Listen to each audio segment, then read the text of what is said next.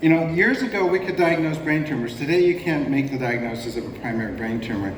You need mutational studies. And even IHC is not sufficient. Usually you need the next-gen sequencing. This is a small panel or a limited neural panel. A lot of times we talk about large panel NGS. In many of the tumor conditions, we're starting to focus on tumor-specific small panel NGS, typically under 50 genes.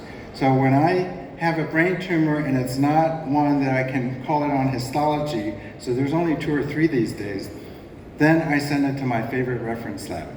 I don't have any relationship with Mayo Clinic, but they are still the best. And most of the people they train are the leading neuropathologists in the world. And so you can't diagnose a brain tumor these days confidently without NGS, and you can't give patients the right treatment. So that's one of the things that has evolved to where we treat brain tumors. In adults and children, it's the same way. This is one of my favorite neuropathologists. Anybody know him? You probably don't know him. I've known him for almost 40 years. We were both in med school. He was in Dallas, I was in Houston. And the first time I met him, actually, it was in a church setting. He was singing. He was part of a singing group. He still sings. So he actually, if you YouTube him, he's in San Francisco. His name is Ari Pari. He trained in Mayo Clinic.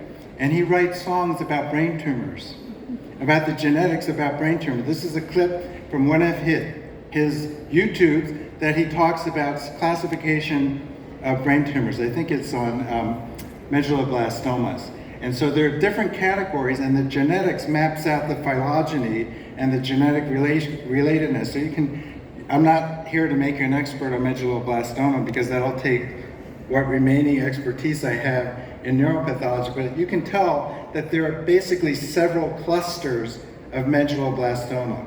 So you can see the histology, you can see the slide, but you need the molecular to put it in the right category. And most of the time, the drivers will affect the treatment. So mutations will drive the treatment. So I like to use this slide. I've used it before. You've seen this before, the long tail? You know what the long tail is? How many have a favorite band? You like the Beatles or maybe Coldplay? You have a favorite song? How do you listen to songs these days? Everyone listens to on your favorite device, right? When I was growing up, we bought albums.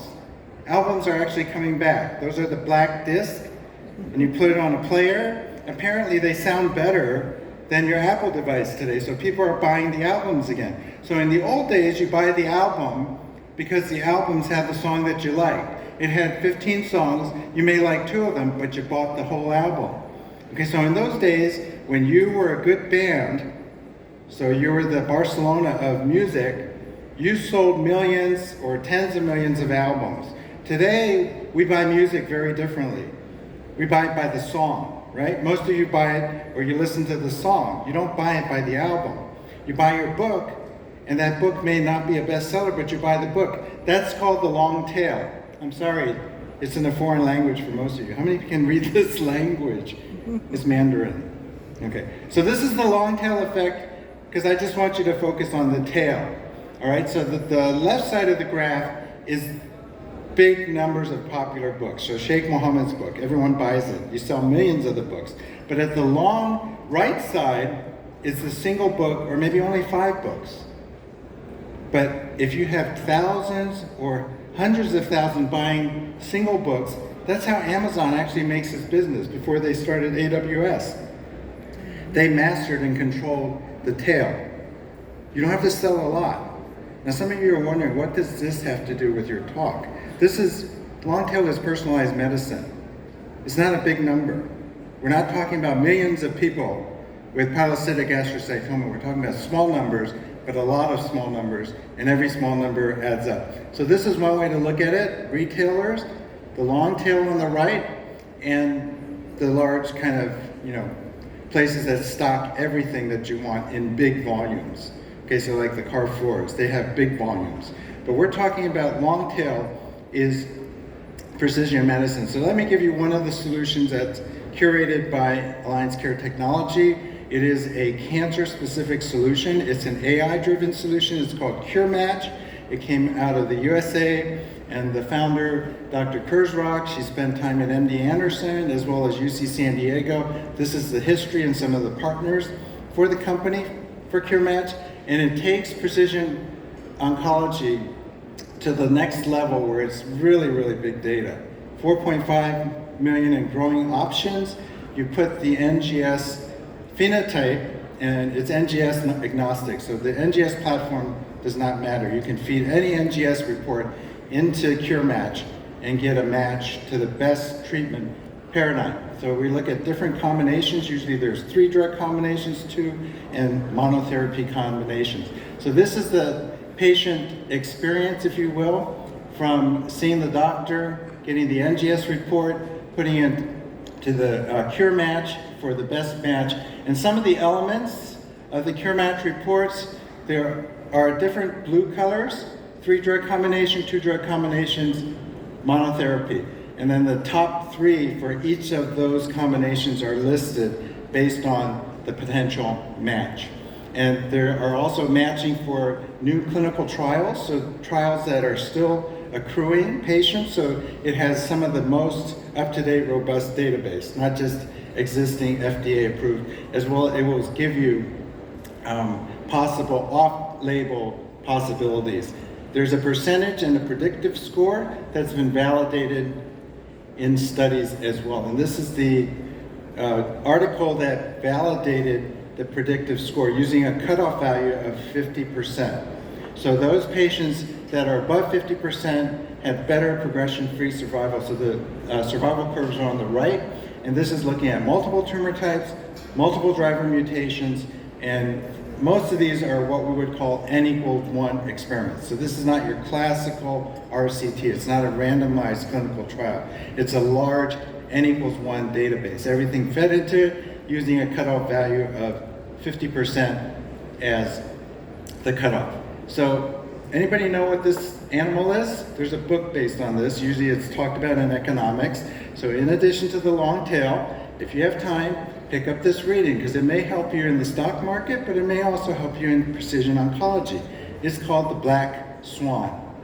It's the rare event, and this is what we're looking for in oncology. Every patient is different. Every patient is unique. All of our speakers have been talking, that's precision medicine. So one of the issues is how do we get the cost down? Cost gets down by following Moore's Law. Everyone knows Moore's Law, right? I don't have time to talk about Moore's Law today, but over time, the genome will become cheaper to get. We're talking about sub-$1,000 genomes. Some genomes now are accessible less than $200. So it's just a matter of time when it's like, oh, what's your genome today? Oh, it's, this, I just had it done, or, 23andMe just gave me an update on this VUS. They finally know what this new gene is and what it matches to. Everyone's going to be talking about it. It's going to be really the thing that's going to be at every meal, every family gathering, probably your parents, your cousins. So this is where we're heading to. Everyone knows their genomic profile. But finding the rare event guides us to the right diagnosis, guides us to the targeted therapeutics, and then eventually what we all aim for is theranostics. That means the diagnosis and the treatment in the same step, in the same delivery vehicle. So that means we make the diagnosis and we treat basically with one intervention. That's the Holy Grail, theranostics. It's what's going to be the subject of the Elizabeth Holmes movie. Okay, it is. And Jennifer Lawrence is supposed to star in that one. All right, so cancers are different. They're like snowflakes. Snowflakes, we usually don't see it here. Sometimes maybe in the mountains we may see a snowflake. Every snowflake is different. Every cancer is different. Every patient is different. That's why we're talking about precision medicine. In CureMatch, we actually have a proof of concept we're proposing to Children's Hospital because the funding for children testing, the cost is zero. So talk to Michelle, and I don't think we have a limited number, right? But you want to get in first because the cost for a pediatric tumor CureMatch report, cost is zero. There are no hidden costs. Cost is zero. It's funded. All right? So every patient is different. Favorite movie? This is the old way we see cancer. Who's the superhero? You know him? You know the woman, right? Lois. One superhero, one villain. This is how we see cancer all the time. One bad mutation, one driver, one drug. This is the old movie. We watched it for years. I still like Superman. I have my favorite Superman. But this is how we see cancer yesterday. Sometimes the cancer is really bad, and just one drug is not enough. You need the whole team because you got one bad cancer. Okay, and you may come across that. So you need a whole list of superhero drugs. But precision medicine is talking about multiple drugs, one patient, all at once, all together, and sequenced correctly. You know which movie this is? This is the movie. This is precision medicine.